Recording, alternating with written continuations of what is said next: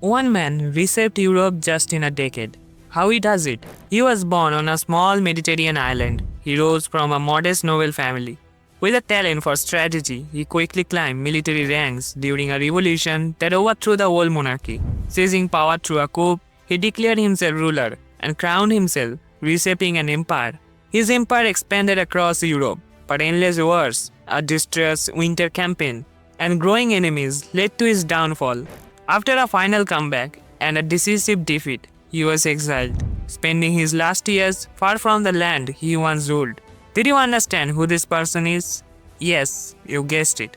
The Napoleon Bonaparte, the Corsican, or the eagle.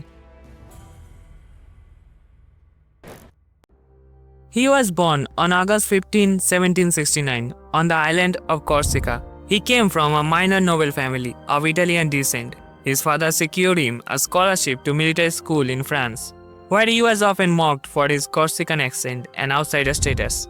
However, he excelled in mathematics, history, and military strategy, graduating from the École Militaire in Paris at just 16 years old, becoming an artillery officer. During the French Revolution, he seized opportunities, proving himself in the siege of Toulon by driving out the British, earning a promotion to brigadier general at just 24. His loyalty to the new government and skill in suppressing a royalist uprising in Paris made him a national hero. Soon he was leading campaigns in Italy, crushing enemies with innovative tactics. His rapid success turned him from a Corsican outsider into France's most promising general, setting the stage for his rise to power. In between 1796 to 1797, he was commander of the weak French army in Italy. He turned it into a fearsome force, winning battles like Lodi, Arcoli, and Rivoli. His speed and strategy crushed Austria's armies, forcing them into peace. In 1798, in Egypt, he used the modern square formation to destroy the Mamluk cavalry, proving his tactical genius against non-European forces. In 1800s, seemingly on the verge of defeat, he launched a brilliant counterattack, securing northern Italy for France once again. In 1805, he got his greatest victory, where he tricked Austria and Russia into attacking his weak flank and then crushed them in a perfect trap, cementing his reputation as a military genius. Napoleon mastered rapid movement, allowing him to outmaneuver and overwhelm his opponents before they could unite or react. His troops could march 50 to 60 miles in a few days, twice as fast as enemy armies. Instead of moving one slow army, he divided forces into independent corps, allowing faster deployment. Napoleon didn't just aim to win battles, he aimed to destroy enemy armies. He massed cannons at key points, blasting enemy lines before attacking. Napoleon's genius was a blend of speed, deception, and aggression and strategy. His ability to outthink and outmaneuver enemies made him nearly invisible, until overextension and sheer numbers finally brought him down. On December 2, 1804, he crowned himself Emperor of the French in a grand ceremony at Notre Dame Cathedral, taking the crown from the Pope's hand, symbolizing that his power came from himself, not the church. Napoleon didn't stop after becoming king. On October 14, 1806, his army moved at incredible speed, catching the Prussians unprepared. He used massive artillery barrages and followed by infantry and cavalry charges to break Prussian lines. After both battles, the entire Prussian army disintegrated, leading to a complete surrender in weeks. On February 7, 1807, Napoleon's army attacked the Russians at Eylau but failed to break through. Fighting continued in the night. The next morning, Russian cannons tore through French ranks, nearly breaking Napoleon's army. In desperation, he ordered the largest cavalry charge in history. 10,000 horsemen, led by Marshal Murat, smashed into the Russian lines, saving the French from collapse. After 2 days of horrific fighting, both armies were devastated, but the Russians withdrew first. Everything was going well, but on 1808, Napoleon made his greatest mistake. Instead of a quick victory, Napoleon's army got trapped in a brutal war of attrition. At first, Napoleon easily took over Spain, but the people refused to submit. The Spanish and Portuguese, with British support, used guerrilla warfare, hit-and-run attacks, ambushes, and sabotage to slowly bleed the French army. Unlike traditional battles, this war had no front lines, and Napoleon's troops were constantly under attack, unable to rest or regroup.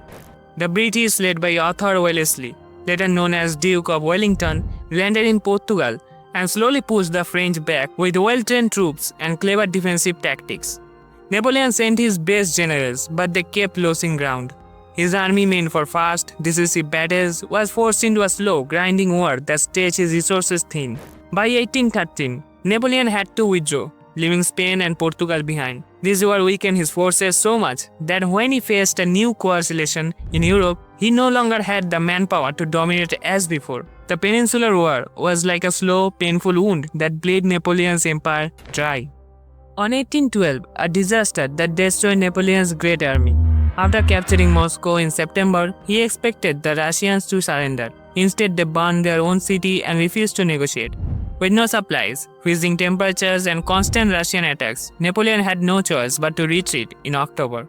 As his army marched west, the brutal Russian winter struck. Temperatures dropped below -30°C, and soldiers froze, starved, or died of exhaustion. Russian forces, led by Kutuzov, harassed the retreating French with constant ambushes and cavalry raids. Horses collapsed, leaving cannons and wagons abandoned. Discipline collapsed, and desperate soldiers even ate their dead comrades. By 1814, the coalition invaded France from all sides. Napoleon fought desperately, but couldn't stop them. In March 1814, Paris fell, and his own generals turned against him. He was forced to abdicate and sent into exile on Elba. But Napoleon wasn't finished. On February 26, 1815, Napoleon escaped Elba with just 1,000 men and landed in France. As he marched toward Paris, soldiers sent to arrest him joined him instead. At Grenoble, he boldly stood before an army and declared, "Soldiers, if you want to kill your emperor, here I am." Within days, his army swelled. City after city welcomed him, and on March 20, 1815, Napoleon entered Paris as Louis XVIII fled. In just 3 weeks, he had reclaimed France without firing a single shot. Europe, however, was furious. The Seven Coalition, Britain, Prussia, Austria, and Russia united to stop him. Napoleon rebuilt his army and marched toward Belgium, hoping to defeat his enemies before they fully assembled. This led to the Battle of Waterloo on June 18, 1815, where he was finally defeated. His return was one of history's greatest comebacks, but it ended in permanent exile in St. Helena, where he died in 1821. Napoleon's influence on modern Europe is everywhere, shaping laws, politics, and military strategy. His tactics, speed, surprise, and decisive battles are studied in military academies worldwide. Even World War II, generals like Rommel and Patton admired him. Napoleon spared meritocracy, people rising by talent, not birth. This had destroyed all aristocratic privileges. Although many people die because of him, many people still get inspiration from him. Like Adolf Hitler said, "If I had had Napoleon as my commander, I would have conquered the world." Duke of Wellington said his presence on the battlefield was worth 40,000 men. Napoleon was both a hero and a villain, depending on how you look at him. He was a brilliant leader who reformed laws, promoted meritocracy, and shaped modern Europe, inspired loyalty, brought stability after the chaos of the French Revolution, and his Napoleonic code still influences laws today. But he was also a ruthless conqueror, waging endless wars that killed millions.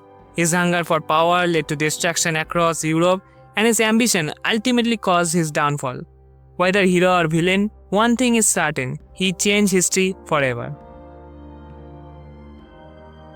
Thank you very much for watching. If you want to know how Abraham Lincoln was assassinated, then watch this video. Thank you.